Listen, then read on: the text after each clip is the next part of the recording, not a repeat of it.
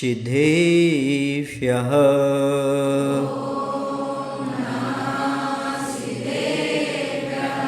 ॐ नमः सिद्धेभ्यः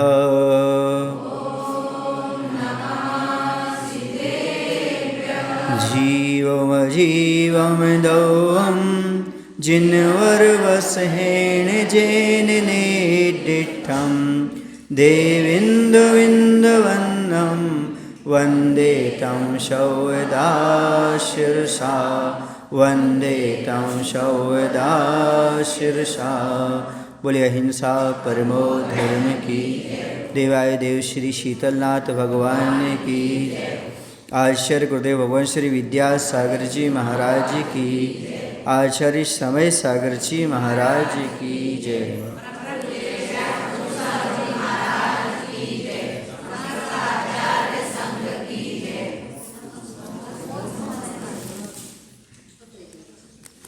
अस्थिकाय का वर्णन चल रहा था। अब इसके बाद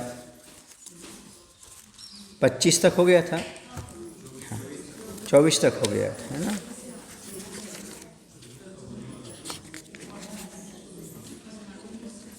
चौबीस का वर्णन चल रहा था, 24 गाथा का, है ना। तो उसमें अब ये बात समझने की थी कि काल द्रव्य अस्थिकाय क्यों नहीं है। क्योंकि काल द्रव्य जो है ना वो है बहुप्रदेशी नहीं होने से उसके लिए अस्थिकाय के रूप में स्वीकार नहीं किया गया। ठीक है ना। अस्थिकाय तो समझ गए थे, किसे कहते। अस्थि माने अस्तित्व है और काय माने बहुप्रदेशी। जो बहुप्रदेशी है उसका नाम अस्थिकाय कहा जाता है। तो जीव, पुद्गल, धर्म, अधर्म और आकाश, ये 5 जो है ना अस्थिकाय हो जाते हैं और एक अस्थि हो जाता है। कौन? काल द्रव्य। क्योंकि वह बहुप्रदेशी नहीं होने से वह अस्थिकाय नहीं होता। समझ गई ना। अब इसके बाद 25 नंबर गाथा में द्रव्यों के प्रदेश 24 गाथा नहीं हुआ।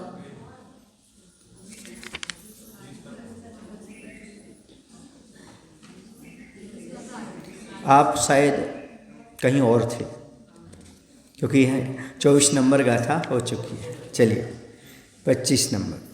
होन्ति असंख्या जीवे धम्मा धम्मे अनंत आयासे मुत्तित विहपदेशा कालस्य गो न तेन शोकाओ।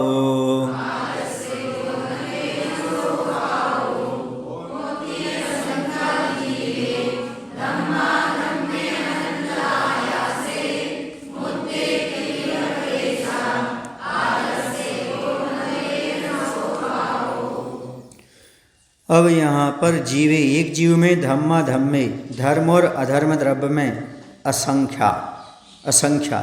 यहाँ पर द्रव्यों के प्रदेश व काल के अस्थिकायत्व का निषेध किया जा रहा है।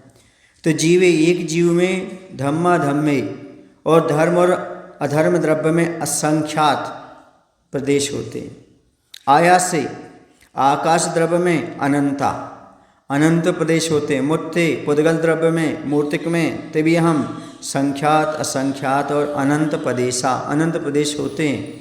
कालस्य एगो, काल द्रव्य के एक प्रदेश होता है। तेन सो, इसलिए वह काल द्रव्य काओ, कायवान ना, नहीं, अर्थी नहीं है।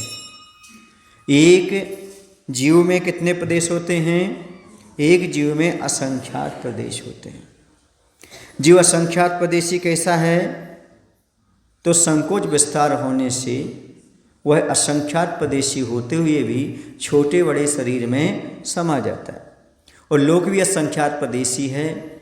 जैसे दीपक का एक दीपक का प्रकाश ठहर जाता है एक कमरे में, वैसे असंख्यात दीपक का प्रकाश भी ठहर जाता है।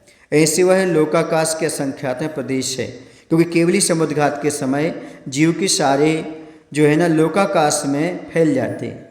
कहाँ फैल जाता है? लोकाकाश में। इसलिए असंख्यात प्रदेश पूरा का पूरा वो बन जाता है। इसलिए असंख्यात प्रदेशी हुआ करता है, क्योंकि इसके पास संकोच और विस्तार का गुण होता है। समझ गए। अब धर्म और अधर्म द्रव्य में कितने होते हैं? तो धर्म अधर्म द्रव्य में भी असंख्यात प्रदेशी होते हैं। क्यों होते हैं? क्योंकि वह भी एक एक द्रव्य हैं और संपूर्ण लोकाकाश में विद्यमान है। कहाँ है? संपूर्ण लोकाकाश को पूरा व्याप्त करने वाले धर्म और अधर्म द्रव्य हैं, इसलिए वह असंख्यात प्रदेशी है। लोकाकाश के बाहर धर्म और अधर्म द्रव्य नहीं पाया जाता। समझ गए। इसलिए वह कैसा है? लोक प्रमाण है। और लोक कैसा? लोकाकाश। तो लोकाकाश कितना है? असंख्यात प्रदेशी। इसलिए कितना हो गया? ये असंख्यात प्रदेशी हो जाता है, ये सिद्ध हो जाता है। समझ गए। क्योंकि सारे लोक में व्याप्त होकर के रखता है। ऐसा आकाश द्रव्य में कितने प्रदेश हैं? अनंत प्रदेश है। क्यों हैं? क्योंकि लोक और अलोक दोनों में व्याप्त होने से आकाश असीम है, अतः उसके अनंत प्रदेशी हो जाते हैं। पुद्गल द्रव्य के कितने प्रदेश हैं? पुद्गल द्रव्य की संख्यात भी है, असंख्यात भी है और अनंत प्रदेशी भी है। पुद्गल संख्यात, असंख्यात और अनंत प्रदेशी कैसे हो जाता है? तो जो पुद्गल है वह संख्यात परमाणु का पिंड होने से संख्यात प्रदेशी हो जाता है, असंख्यात परमाणुओं का पिंड होने से असंख्यात हो जाता है, और अनंत परमाणुओं का पिंड होने से अनंत प्रदेशी हो जाता है।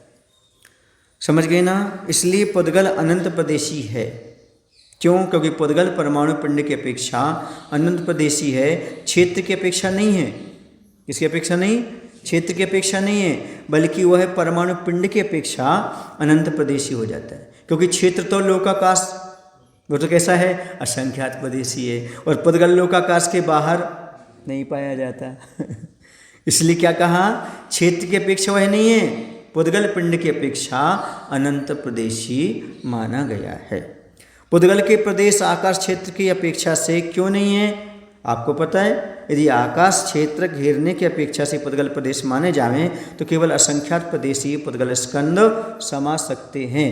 इससे ज़्यादा लोकाकाश में नहीं समा सकते, अन्य कोई स्कंद भी नहीं होंगे फिर। सो ऐसा प्रत्यक्ष विरुद्ध है। अतः पुद्गल प्रदेश आकाश क्षेत्र की अपेक्षा ना होकर के पिंड की अपेक्षा से कैसा है? अनंत प्रदेशी बन जाता है। समझ गए आप लोग? अब काल द्रव्य कायवान क्यों नहीं है? काल द्रव्य एक प्रदेशी है, इसलिए वह कायवान नहीं है। फिर भी काल द्रव्य एक प्रदेशी है, फिर भी इसके लिए कैसा माना गया? अस्थिकाय रूप में भी स्वीकार किया है। क्यों किया है? क्योंकि वह स्कंद रूप परिणमन करने में क्षमता रखता है। क्या होता है वह? ऐसा है नहीं, हाँ समझ गए ना। पर वो कैसे स्कंद रूप में बन जाता है? कैसे बन जाता है? बड़ा आकार अपने आप में उसका हो जाता है। लेकिन जब भी हम मानेंगे तो काल के अणु एक एक अलग अलग रहते हैं। कैसे रहते हैं? अलग रहते हैं। इसलिए काल में पुद्गल के समान मिलकर पिंड होने की शक्ति नहीं है, इसलिए उसके लिए हम इस रूप में स्वीकार नहीं कर सकते। समझ गए ना। लेकिन पुद्गल द्रव्य का जो होता है ना, उपकार बहुत है हमारे ऊपर। कैसा है? बहुत उपकार है। जो कुछ हम ये कर रहे हैं ना जीवन में, सुख दुख है, जन्म मरण है, ये सब किसका उपकार मान के चलें? ये पुद्गल का। यदि पुद्गल नहीं होते, ये सारी चीज़ें हमारे पास नहीं हो सकती थी, ये निश्चित है। यदि ये हो रही हैं तो समझ लेना ये हमारे पास कोई ना कोई उपकारी, और उसका उपकारी का क्या नाम है? क्या नाम है? उपकारी का नाम पुद्गल। पर पुद्गल को बहुत कम लोग स्वीकार करते हैं कि पुद्गल द्रव्य हमारे लिए उपकारी होता है। अभी आएंगे, पुद्गल के परमाणु के भी अस्थिकायपना सिद्ध करेंगे। क्या करेंगे? पुद्गल के परमाणु का भी क्या सिद्ध करेंगे? अस्थिकायपना भी सिद्ध करेंगे। उपचार से करेंगे, पर करेंगे। आगे की जो गाथा आएगी आपकी, उसमें पुद्गल के लिए क्या मानेंगे? उपचार से अस्थिकाय भी स्वीकार करेंगे। तो यहाँ पर हमें समझना है, सबसे पहले क्या समझना? जीव कितने हैं संसार में? अभी संख्या समझे, कितने हैं संख्या में? जीव अनंत अनंत है। लेकिन जीव कितने प्रदेशी है? असंख्यात प्रदेशी है। पुद्गल कितने हैं संख्या में? अनंत अनंत हैं। लेकिन प्रदेश कितने हैं? संख्यात भी है, असंख्यात भी है और अनंत प्रदेशी भी है। धर्म द्रव्य कितने हैं? धर्म द्रव्य एक ही है। अच्छे सुना करो पहले हम क्या पूछना चाहते हैं। धर्म द्रव्य कितने हैं? एक ही हैं। कितना प्रदेशी है? असंख्यात प्रदेशी है। अधर्म द्रव्य कितने हैं? एक ही है। कितने प्रदेशी हैं? असंख्यात प्रदेशी है। काल द्रव्य वैसे तो एक अखंड द्रव्य है, ठीक है ना, उसके प्रदेश कितने हैं? अनंत प्रदेशी हैं। काल के कितने रहेंगे? हाँ, आकाश एक है, उसके कितने हो जाएंगे? कितने प्रदेशी हो जाएगा आकाश? अनंत प्रदेशी हो जाएगा, ठीक है ना। फिर इसके बाद अपन काल के भेद कर देते हैं, ठीक है ना। काल कितने हैं? असंख्यात है। कितने प्रदेशी है? एक प्रदेशी है। काल कितना प्रदेशी है? असंख्यात होते हुए कितना है? एक प्रदेशी। आकाश के दो भेद हो जाएंगे, कौन सी? लोकाकाश और अलोकाकाश। तो अलोकाकाश कितने हैं? अलोकाकाश कितने हैं? एक हैं। कितने प्रदेशी है? अलोकाकाश पूछ रहे हैं, अनंत प्रदेशी है। लोकाकाश कितने हैं? एक। कितने प्रदेशी है? असंख्यात प्रदेशी। समझ गए ना। अलोकाकाश कितना है? प्रदेशी कितना है? अनंत प्रदेशी है। लोकाकाश कितने हैं? एक है। कितने प्रदेशी हैं? संख्यात प्रदेशी, ठीक है ना। अब कन्फ्यूजन नहीं होना, अब फिर से बोल लेते, ठीक है ना। अब पहले प्रदेश नहीं बताना, पहले संख्या बताना, फिर प्रदेश बताना। जीव द्रव्य कितने हैं?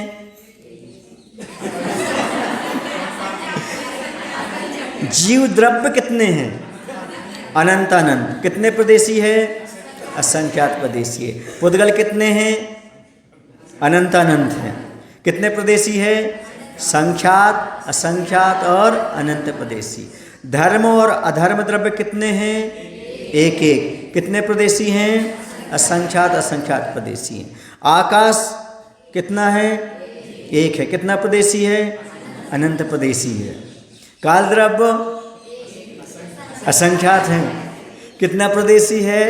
एक प्रदेशी है। अब जब आकाश के दो भेद करेंगे तो पहले लोकाकाश कर लेते हैं। लोकाकाश कितने हैं? एक। कितने प्रदेशी है? असंख्यात प्रदेशी। अलोकाकाश कितने हैं? एक है। कितने प्रदेशी है? अनंत प्रदेशी, ठीक है। अब नहीं भूलना, उनकी संख्या भी और उनके प्रदेश भी अच्छी तरह से याद कर लेना, कितने कौन से प्रदेशी और कितनी उनकी संख्या है। आए समझ में। अब इसमें विशेषता क्या है? विशेषता ये है कि आप जो है ना 4 को ले लो असंख्यात प्रदेशी। कितने को ले लो? 4 को। कौन को ले लो? पहले जीव ले लो, जीव द्रव्य ले लो, धर्म अधर्म ले लो और लोकाकाश ले लो। किनको लेना? जीव द्रव्य, धर्म द्रव्य, अधर्म द्रव्य और लोकाकाश। ये कितने प्रदेशी हैं? असंख्यात प्रदेशी है, ठीक है ना। अब हमारे लिए लेना पुद्गल को ले लो। पुद्गल अलग से है, उसके संख्यात भी, असंख्यात भी और अनंत भी है, ठीक है ना। अब अनंत प्रदेशी कौन से हैं? दो नहीं है, एक ही है। कौन सा है? आकाश। पुद्गल को इसलिए नहीं लेने को पहले अपना अलग से ले लिया, ठीक है ना। तो कौन हो गया? कौन सा आकाश? लेकिन अलोकाकाश। अलोकाकाश कैसा है? अनंत प्रदेशी है। और काल एक प्रदेशी। अब फिर से, ठीक है ना। चलिएगा, जीव द्रव्य, धर्म, अधर्म और लोकाकाश, ये कितने हैं? असंख्यात प्रदेशी। पुद्गल संख्यात, असंख्यात और अनंत प्रदेशी, ठीक है ना। अब आता आपका अलोकाकाश। अलोकाकाश कितना है? अनंत प्रदेशी है। और काल द्रव्य हो गया। बस इतना समझना है। याद करने के लिए इनको ले लो एक साथ तो काम बन जाएगा। जीव को ले लो, धर्म को ले लो, अधर्म को ले लो और लोकाकाश को ले लो। ये संख्यात प्रदेशी है। बाकी की भिन्न भिन्न संख्याएं तो आप समझ जाएंगे। अब इसके बाद आता है यहाँ पर अपन पढ़ कर के आए हैं कि ये जो पुद्गल है इसके लिए आखिरकार पंचास्तिकाय में तो गिना है, ठीक है ना। लेकिन परमाणु को कैसे लें? किसको लें? परमाणु के लिए, क्योंकि परमाणु कैसा होता है। अब उसके लिए कैसे गिने हम तो आगे बताते हैं, ठीक है। 26 नंबर का गाथा में आएगा। एय पदेषु विअनु नाना खंडपदेश दोहोरी बहुदेशो व्यारा तेनया काओ भनन्ति सौबन्हु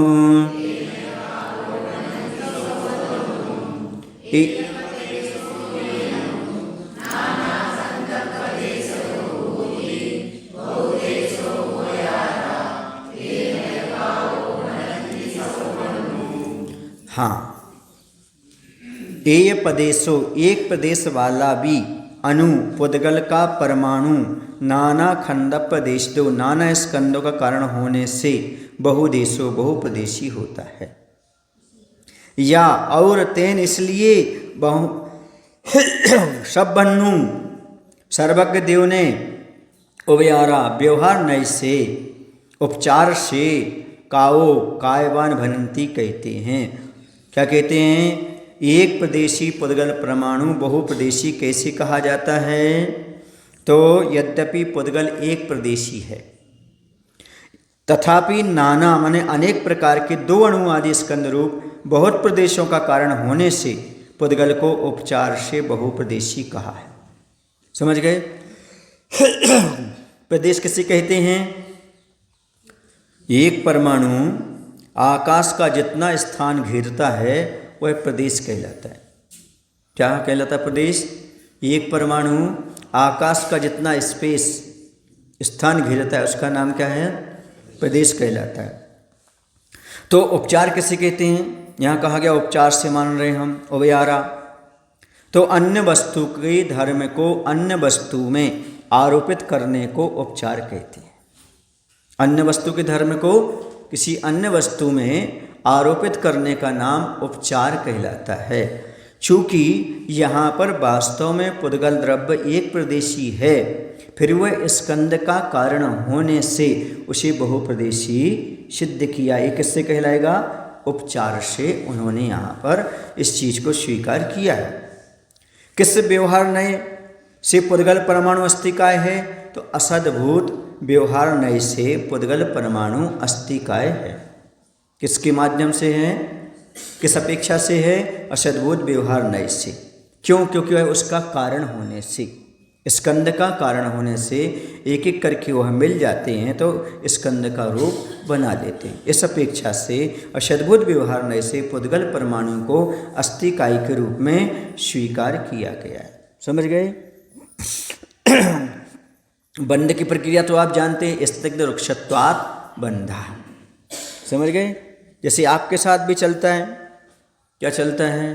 भावाश्रय और द्रव्याश्रय चलता है। कैसे समझे उसको? भावाश्रय द्रव्याश्रय।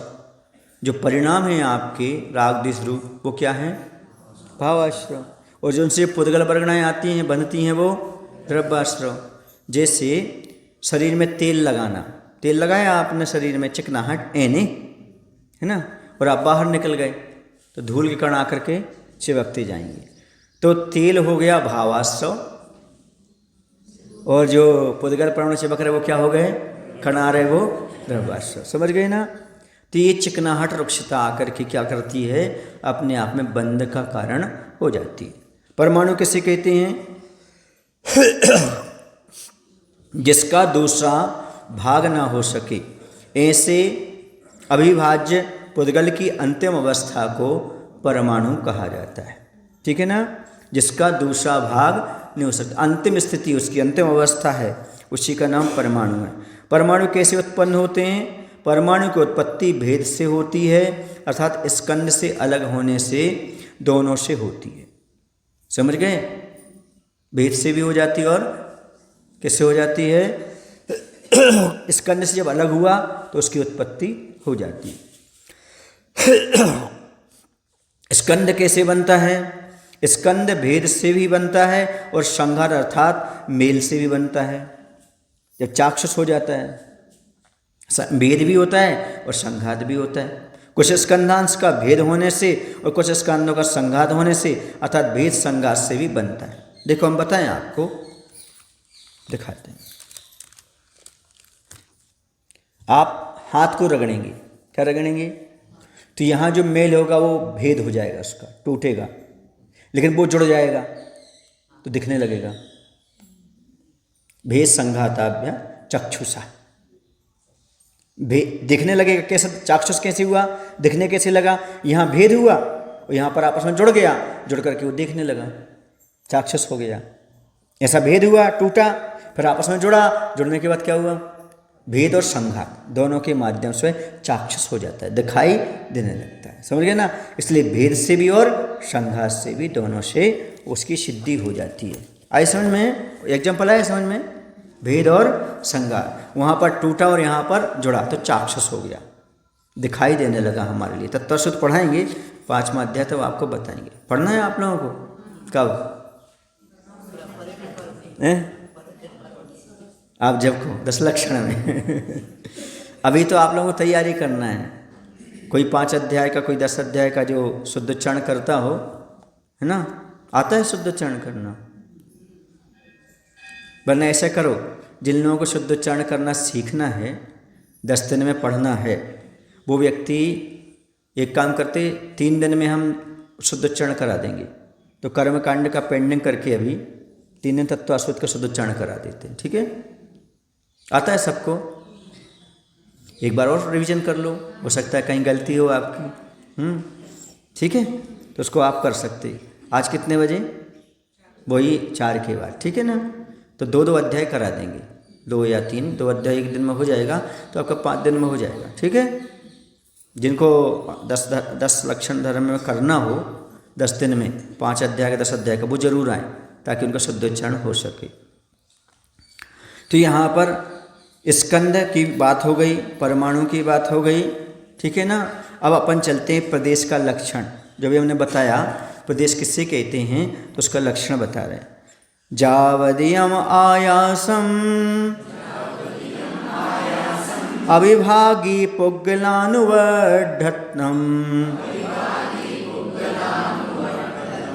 तमखुपदेशम जाने सब्बानुत्थान दान रिहम।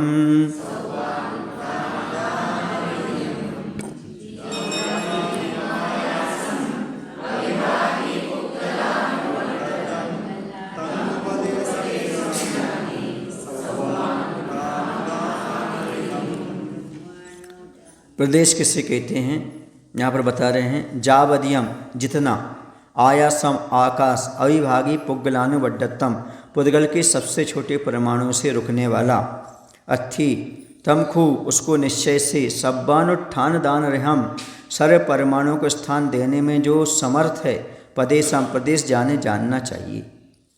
क्या अर्थ हुआ, एक पुद्गल परमाणु आकाश के जितने क्षेत्र को रोके, समझ गए, उसे प्रदेश कहते हैं।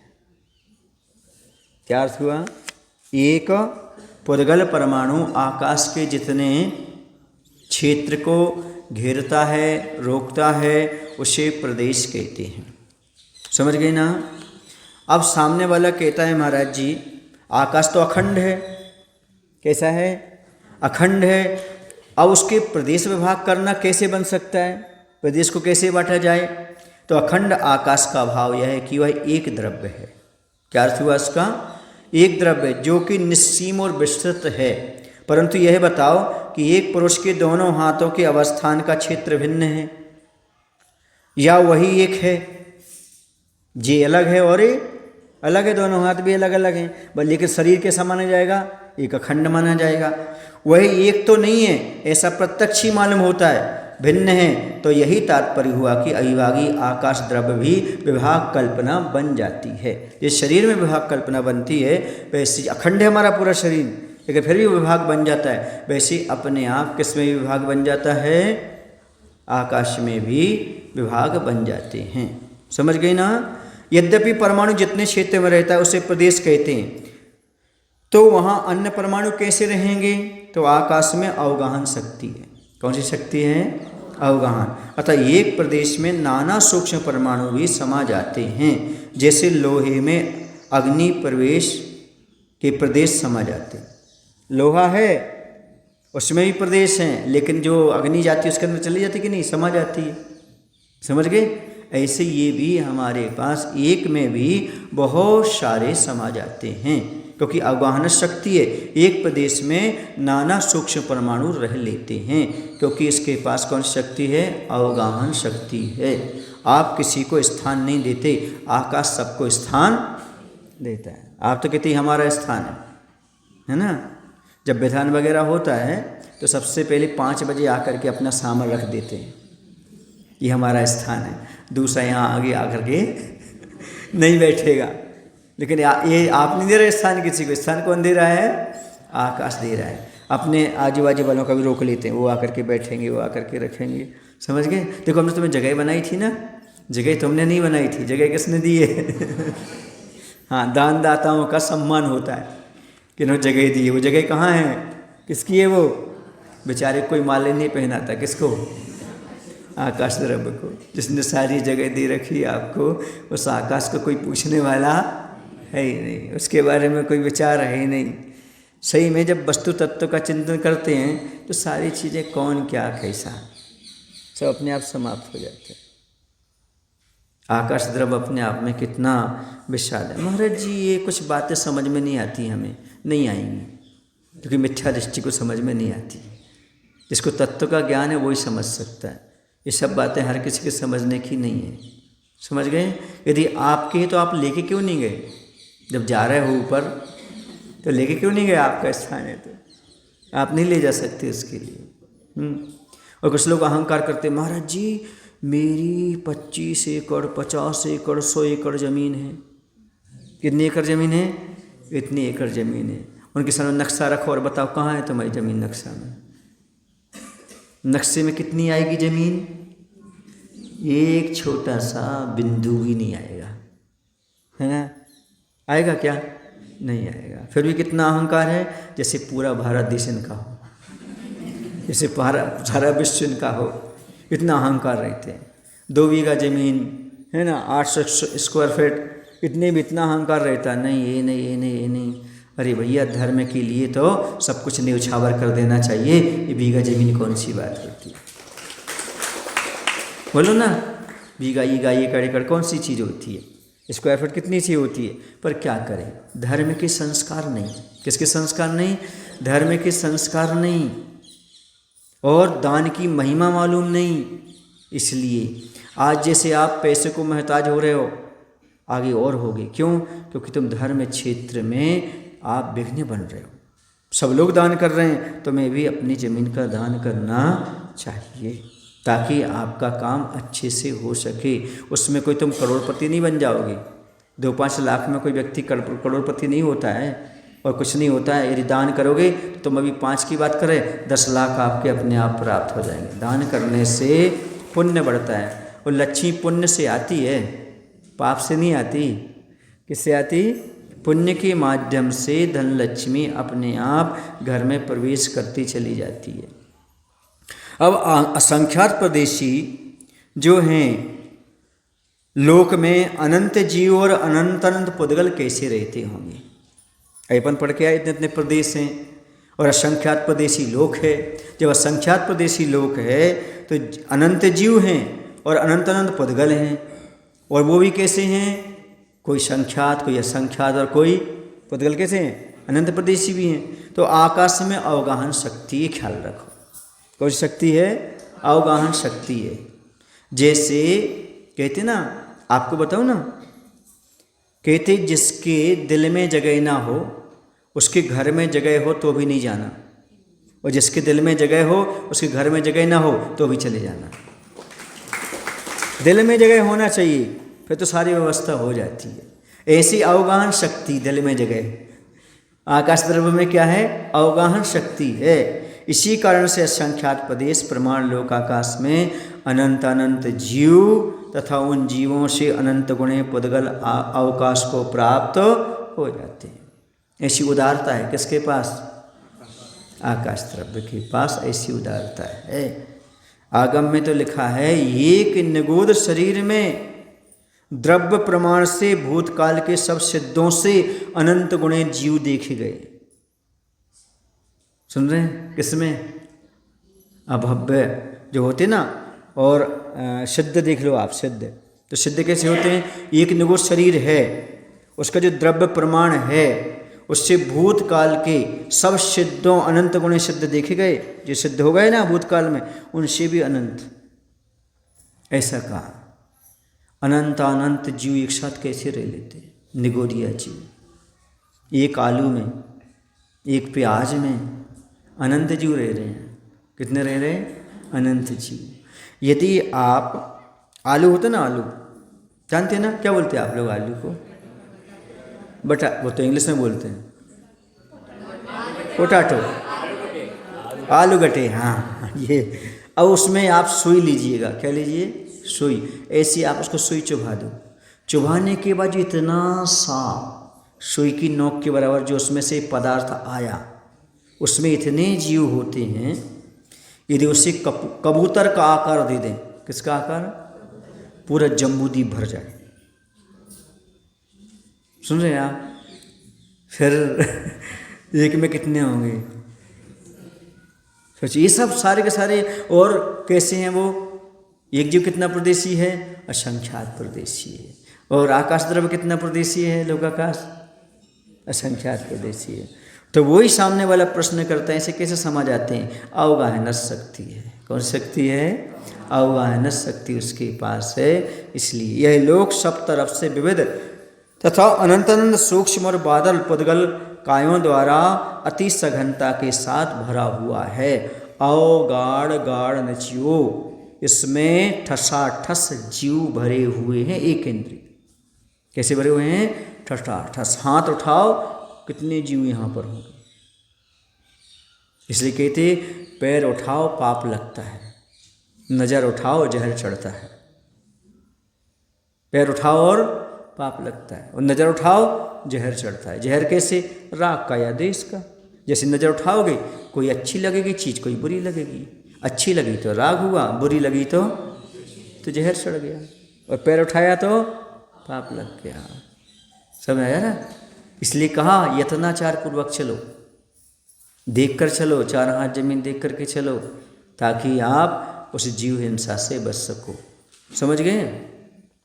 नहीं बचो कोई बात नहीं, लेकिन यत्नाचार पूर्वक चल रहे हैं। 4 हाथ जमीन देखकर चलते हुए साधु से भी यदि सूक्ष्म जीव पैर के नीचे आकर के मर जाते हैं तो उन्हें कर्म का बंध नहीं होता। क्यों? क्योंकि वो यत्नाचार पूर्वक चल रहे हैं। और आप बिना देखे चल रहे हो, जीव मरे या ना मरे, हिंसा का पाप आपको लगेगा ही। क्योंकि प्रमत्त योगात प्राण विप्रोपरम हिंसा, क्योंकि आपका प्रमाद का योग चल रहा है। समझ में आया ना? आप सीधे सीधे आए और ये फर्श पे छस पर धम्म से बैठ गए। देखा आपने इसके नीचे क्या था? इसी को बोलते हैं अयत्नाचार, इसी को बोलते प्रमाद, इसी को बोलते प्रमत्त योगात प्राण विप्रोपरम हिंसा। समझ रहे हैं? महाराज जी ये तो छोटी छोटी बातें हो गई। हम लोग तो जो बिस्तर होते ना, वो भी नहीं देखते 2-4 दिन तक। जो बिस्तर एक बार बिछ गए तो बिछ गए। जो सोफा सेट होते ना, एक बार लगा दिए तो महीना महीना कौन साफ कर रहा है उसको? कौन नीचे देख रहा है कौन से जीव है कौन से नहीं है, क्या है? उसमें छन्ना लगा दिया, किसमें? नल में, और सूख जाता है, लगा लगा सूख जाता है, सारे जीव समाप्त हो जाते। चल रहा है। ये पढ़ने से क्या मायना है? पढ़ो तो ये समझो कि जीव यहाँ पर आत्मतत्व तो सब जगह विद्यमान है। हमें कितनी सावधानी रखना चाहिए, कितना बोलना, कितना चलना, कितना खाना, क्या नहीं। ये विवेक हो तभी आप आगे चलकर किस चीज़ को समझ पाएंगे। समझ रहे? ये पढ़ तो आपने लिया, पढ़ने के बाद हमें क्या समझना है? जब यहाँ पर अनंतानंत जीव हैं, सुन रहे हैं, और पुद्गल भी हैं, इस सारी सृष्टि में होते हुए ठसाठस भरे हुए हैं, कहीं जगह नहीं है, तो प्रतिदिन हम अनाप शनाप घूमते हैं, भ्रमण करते हैं, उसमें कितनी जीव हिंसा होती होगी। और रात्रि में स्थावर जीव के साथ साथ त्रस जीव भी बहुत उत्पन्न होते हैं। और जब त्रस जीव बहुत उत्पन्न होते हैं तो रात्रि में जो आप क्रिया करते हो, चलते फिरते हो, भोजन पानी बनाते खाते हो, कितनी हिंसा होती होगी। समझ रहे हैं? आप जानो। वास्तु जब ग्रंथ पढ़ते हैं तब उसमें मिलता है रात्रि में कभी भी जूठे बर्तन नहीं छोड़ना चाहिए।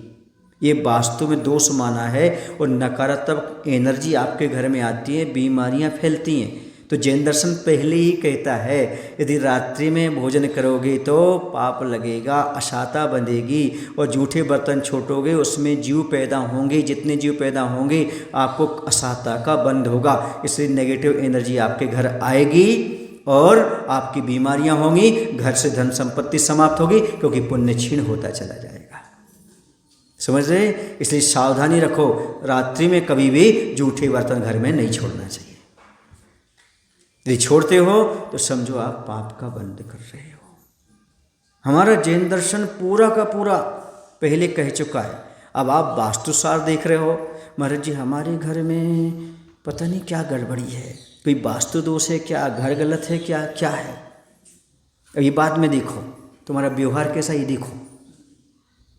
आप लोग घर का वास्तुशास्त्र सुधारते हो, घर का आचार और व्यवहार सुधार लोगे, वास्तुशास्त्र देखने की जरूरत नहीं पड़ेगी। पहले घर में क्या व्यवहार है, रात में आपके यहाँ भोजन होता है क्या होता है, ये सब चीज़ें देखो। आपस में कितनी कलह के साथ जी, तो ये देखो, पहले उसका समाधान करो, फिर वास्तुशास्त्र हम ठीक कर देंगे। पहले घर का व्यवहार शास्त्र देखने का प्रयास करें, और व्यवहार शास्त्र अच्छा हो गया तो वास्तुशास्त्र अपने आप सुधर जाएगा, सुधरने में दिक्कत नहीं है। तुम्हारे नगर का भी व्यवहार शास्त्र सुधर जाए, वास्तुशास्त्र अपने आप सुधर जाए। तो व्यवहार शास्त्र सुधरे तब तो है। ये पढ़ने के बाद हमें जानने की आवश्यकता है हमारी कहाँ कहाँ गड़बड़ी होती रहती है। अब ये अधिकार आपका कौन सा अधिकार? अजीव अधिकार आपका पूरा हो गया, समझ गए? ये इसके बाद आपका आएगा तो दूसरा अधिकार हम पढ़ेंगे। इसमें चूलिका भी है, मुख्य गाथाओं में नहीं है चूलिका। कहाँ नहीं है? 2 गाथाएं अलग से दी हुई हैं, समझ गए? उसको समझना हो तो समझ लेना, बाकी अब आगे का अधिकार अपन समझेंगे। बोले महावीर भगवान की जय। आचार्य विद्यासागर जी महाराज की जय।